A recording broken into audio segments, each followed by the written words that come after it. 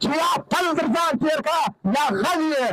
دا ټوله دنیا ته معلومه ده چې یہ جو دہشتگردی ہے اس کے پیچھے ورگی ہے دا مکمل معلوم حالات خراب کړي که امن غواړو یا امن راولو نو به د ټولو څه د مخه د پښین بازار څخه یو پسه باسو چې یو پسه نه یې وتلی والله نور د خدای دی که امن راسي یا یې راولي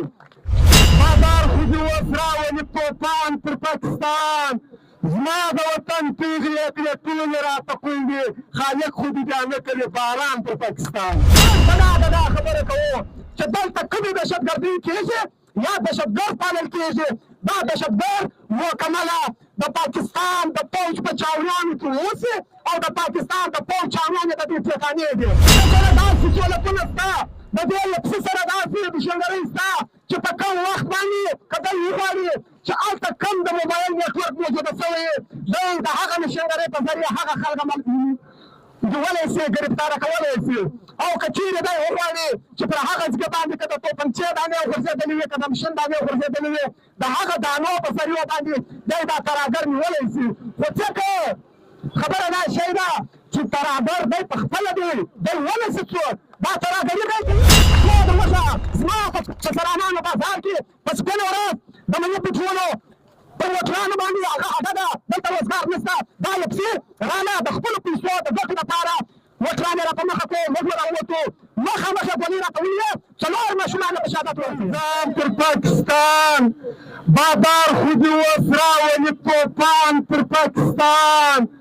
زما د وطن پیغلې کړې ټولې راته کونډې خالق خو دې بیا نه کوي باران پر پاکستان ملګرو د ټولو څه د مخه چې کوم شهیدان سوي دي نو هغه شهیدانو ته د عقیدت سره ګلونه پېښوو او د هغه ولایتینو ته د هغه خپلوانو ته د صبر دعا کوو او موږ د هغو سره د هغه د خاندانو سره بلکل په غم کې برابر شریک یو ملګرو تاسو وینئ دا اوله هم نه ده او آخره هم نه ده چې دلته پر پښتانه دین پر پښتانه وطن باندې د نامعلومو ترهګرو د طرفه څخه نن دلته پښتانه شهیدان شوي سبا هلته شهیدان شوي بل سبا هلته شهیدان شوي موږ تاسو وینو چې زموږ قام پرسته تنظیمان هم د نامعلومو افرادو په لیست کې شهیدان شوي دي زموږ تنظیمي مشران هم د نامعلومو افرادو په لیست کې شهیدان شوي دي زموږ ملکان خانان ډاکټران ماشټران یعنې دا ټول دلته شهیدان شوي دي دا ټول په نامعلومه افرادو کې روان دي نو موږ دا خبره په ډاګه کوو څوک دا خبره کوي که نه کوي موږ دا خبره کوو زموږ مشر منظور پښتون دا وایي چې عزت و زینت د چا په لاس دی د قرآن مجید آیات وتعز من تشاء وتذل من تشاء عزت ورکوونکی هم الله دی او د عزت اخیستلو والا هم الله دی او مرګ د چا په لاس کې دی مرګ هم د خدای تعالی په لاس کې دی او درېیمه خبره رزق د چا په لاس کې دی د رزق وعده چا کړې ده هغه هم خدای تعالی کړې ده نو موږ دا خبره کوو چې بیا ولې بیریږو مسلمانان یو اعتماد مستا یقین مستا ایمان مستا پر خدای تعالی استا نو دا خبره په ډاګه کوو چې څه دهشتګردي کېږي دلته څه پښتانه وژنل کېږي دا د یو منصوبې تحت پالیسي جوړه شوې ده دا د جی ایچ کیو په اشاره ویشتل کېږي دا دلته د آیسای او د آی ایم آی په اشاره ویشتل کېږي دا کم ملي چې کېږي کم پښتانه چې شهیدان کېږي هغه چې د هر ګوند سره تعلق لري دا ټول آیسای او آی ایم آی وژني دلته دا وطن قبضه کوي د دوی پالیسي دا ده چې کومه علاقه ته دی یو نوی جنګ راوړي یو نوی فساد راوړي د ټولو څه د مخه دوی حالت احوال پر ادارو پر پولیسو پر لیلیزو باندې واردات وکړي بیا هلته د هغه علاقې د خلکو هغه رویه معلوموي چې دوی په دا خپلو پولیسو یا په دا خپلو لیلیزو باندې خوا بدوي که نه بدوي نو که چیرې کام پسې راووتئ دا د دوی مخنیوی کېږي که کام نه راووتئ د هغه څه چند ورځې بعد بیا دوی په بازار کې یو بله فارموله جوړه کړي د پټاو په شکل کې د دهشتګردۍ په شکل کې بیا هغه عمل وکړي هغه عمل چې وکړي بیا د دوی درېیمه فارموله دا وي بیا پر دې ولس باندې یو چند هغه د دوی جوړ کړه هغه کیلې له ور وغواړي بیا دا خبره ورسره وکړي چې دلته کومه انتظامیه ده که پولیس دی که نیویز دی هغه د دې ښار امن نشي سمبالولی پر دې امن باندې نشي قابضه کېدلی نو موږ د دې ښار امن موږ امن راوستی شو د دې ښار چارج به موږ په لاس کې واخلو چې دوی چارج په لاس کې واخیستی وله نوم د خدای دی که بیا یا د خوشحالۍ ګوله وخورو یا په ارامه کښېنو دلته به مې ځوانان ویشتل کېږي څوک به د مذهب پر نامه ویشتل کېږي څوک به د سیاست پر نامه ویشتل کېږي څوک به د قام پر نامه ویشتل کېږي نو موږ پر دې قام دا غږ کوو قام ته دا وایو چې د دې دهشتګردۍ د دې ترهګرۍ د شا یو منصوبه بندي پلان جوړ دی دا هسې ترهګر نه دی ترهګري د چا ذمهواري ده ترهګر به څوک نیسي ترهګر به څوک ختم کوي دولت خان ورته یو خبره وکړه ډېره قیمتي خبره یې وکړه چې موږ هلته د پیرانانو سره ناست یو واخوا ته موږ دا وویل چې عجبه خو دا ده موږ د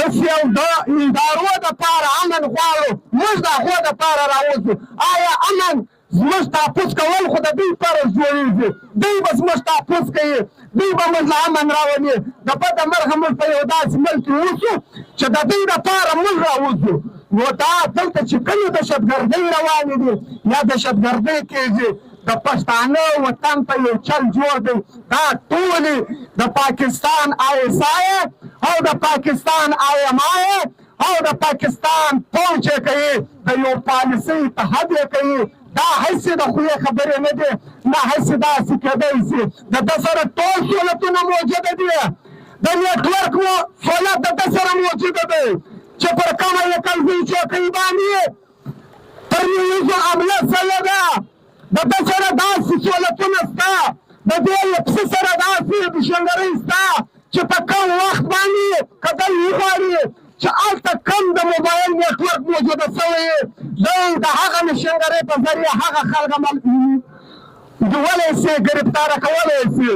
او که چیرې دی وغواړي چې پر هغه ځګه باندې که د توپنچې دانې وغورځېدلې وي که د مشین دانې وغورځېدلې وي د هغه دانو په ذریعو باندې دی دا ترهګر نیولی شي خو ځکه خبره دا شی ده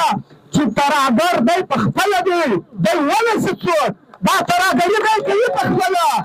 د ده کار د پښتانه پر وطن د پښتانه پر وینه جوړ دی د ده جزیرې د ده کاروبارونه د ده ډالرونه دا ټول پر پښتانه وطن باندې چلاو دي دلته ترهګر راځي د کومې خوا ټول شاوخوا وطن ده نیولی دی باډران ده نیولي دي سړکونه ده نیولي دي په هر ښار کې قیمتي مځکې ده قبضه کړي دي غټې غټې کیلې ده ده دي نو بیا ترهګر راځي د کومې خوا آیا په پښتو کې یو متل دی چې یا پل در ځان تېر کړه یا غل یې دا ټوله دنیا ته معلومه ده چې یہ جو دہشتگردی ہے اس کے پیچھے وردی ہے دا مکمل معلوم حالات خراب کړی دی موږ دلته پر دې سیاسي ګوندو او پر دې ځوانانو دلته د موږ سره د سیاسي جماعتو مشران ناست دي پر دې ټولو راږغ کوو چې راسئ وخت شته لاس به پرله واچوو اتفاق به پرله وکړو پر قسم به سره کښېنو که امن غواړو یا امن راولو نو به د ټولو څه د مخه د پښین بازاره څه یو پسه باسو چې یو پسه نه یې وتلی والله نور د خدای دی که امن راسي یا یې راولي دلته د ده چاوۍ چې ده دلته د ده کېږ دی و دلته هر سهولت موجوده دی دا ټول کام دې سره کښېني ټول کام دې و موږ ته دا راوښیي چې یو دهشتګرد یې ده نیولی موږ ته یې راوښیي موږ ته بیا دوی منظوره دي ټول کام دې دا راوښیي چې ده د منشیاتو خلاف یو کار کړی یې ده دې د منشیاتو یو واده ختمه کړې یې ده دې یو دهشتګرد نیولی یې بیا موږ ته چلو بیا هم موږ ته منظوره ده د ده کیله منظوره ده د ده دا ستوګه دلته راته منظوره ده اوس موږ پر دا کام غږ کوو د دې څومره انتظامیه دا غږ کوو چې څو شخړې روښانه د دې پسې چې په دې پښتانه قام کې و هر قام ته شخړه وراړولې ده و هر قام ته یې تاوان ورسولی دی څو دروسه زما په سرانانو بازار کې په سپینه ورځ د مني پټرولو پر موټرانو باندې هغه اډه ده دلته روزګار نشته دا یې پسې راله د خپلو پیسو د ګټو دپاره موټران یې راپه مخه کړو موږ راووتو مخامخ یې ګولۍ راته ونیوې 4 ماشومان یې په شهادت ورسول چا سوال چې وکړ چا پوښتنه چې وکړه نو زموږ یو وار بیا پر دې قام دا غږ کوو چې زموږ دښمن معلوم دی سپینې به سره کوو مرګ د خدای تعالی په لاس دی عزت د خدای تعالی په لاس دی رزق د خدای تعالی په لاس دی موږ په ډاګه دا خبره کوو چې دلته کومې دهشتګردي کېږي یا دهشتګرد پالل کېږي دا دهشتګرد مکمله د پاکستان د پوځ په چاونیانو کې اوسي او د پاکستان د پوځ چاونیان یې د دې ټکانې دي د دې د مخنیوي دپاره قام ته د یووالي ضرورت دی چې قام سره یو سي قام اتفاق پرله وکړي قام لاس پرله واچوي بیا موږ د دې دهشتګردۍ مخنیوی شو بیا د دې دهشتګردۍ څخه ځان خلاصوی شو بیا و دې ظالم و دې جابر و دې پیاشي پوځ او پسې ته شکست ورکولی شو که تقسیم در تقسیم پراته یو نن هلته مړی سبا هلته مړی بیا به د هغه رقم تقسیم پراته یو دی به خپل ډالران را باندې اخلي دی به وطن راڅه قبضه کوي دی به د ځوانان شیدان کوي موږ به ورته ناست شو نو نن دا قول د دې سیاسي مشرانو د ځوانانو څخه غواړم چې موږ ته به د ترهګرو د دهشتګردو د دې دهشتګردو څخه خلاصیت کولی شو که ځانونه نه کړو قرباني د ځانو قرباني نه کړو ځانونه وسپموو بیا به دغه حالات وي نو وخت مې نه ضایع کوم دلته چې د موږ سره په دې احتجاج کې په دې احتجاجي مظاهره کې کومو سیاسي جماعتو کم قامپرسته تنظیمو او انجمن فاجران کومو کارکنانو ځوانانو شرکت کړی دی ستاسو د ټولو کور ودانۍ وایم الله مې خوشحاله او آباد لره تل مې لمنې ده په مینې ډکې مننه کور ودانۍ